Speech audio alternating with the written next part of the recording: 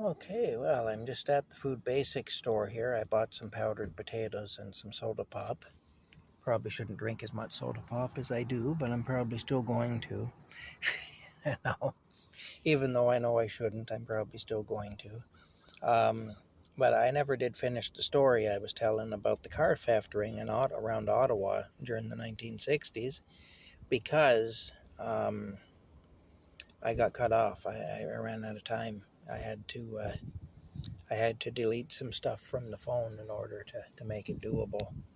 But anyway, I saw a truck in the yard here that I know was a former Kavanaugh construction truck by the paint job, and I know they did sell off some of their fleet not too long ago. But anyway, so I just brought this story to mind because Thomas Kavanaugh, the owner of Kavanaugh Construction, was part of the story. Back in the 60s, he was part of a car theft ring that was operating in Ottawa and the area. It wasn't just him, though, there were different people involved. A friend of mine who had been a mechanic in Ottawa at a big General Motors dealership at that time, where some of the mechanics there were taking stolen cars in at night and changing the serial numbers.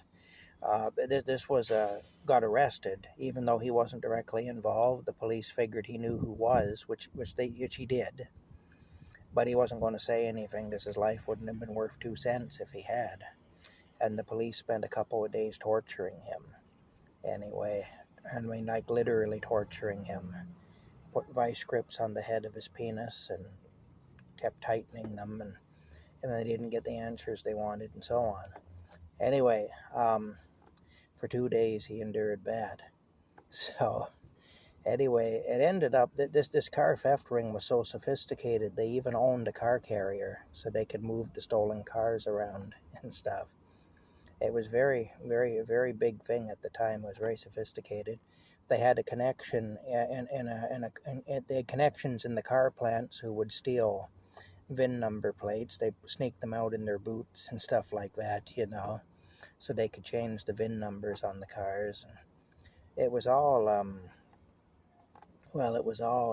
very well organized. It was really very professional the way they did it. It's as funny as it may sound to say that somebody running a theft ring would be professional, but they actually were. Anyway, Thomas Kavanaugh, he got busted, and he went to prison back in the 60s because of this car theft ring. And he didn't tell, though. He kept what he knew to himself. And so when he got out, he was owed a lot by a lot of people for not telling on them, for also being involved. And, he could have got himself a lesser sentence had he done that, had he basically ratted them out. But he didn't do that. And so they owed him big time. And he was able to start his construction business anyway because of that, because of the help from the people he owed, because he basically went to jail so they didn't have to. Anyway, yeah, it's quite a thing anyway, but seeing that truck brought all that to mind anyway. Long time ago all that happened. Just before my time.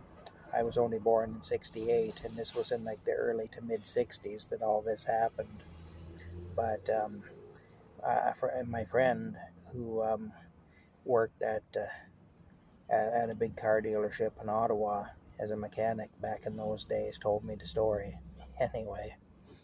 And yeah, it was a big deal, and I have heard the story other places as well over the years, bits and pieces of it, So there's a lot of stuff has happened around here anyway, There's a history that a lot of people know nothing about, do.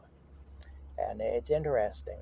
It's very interesting, just the things people have done and the way people live and the way people have gotten by in life, I mean, I'm not coming from a place of judgment here when I talk about this stuff. It's just that this is what happened. This is historically what happened, And, people do what they need to survive.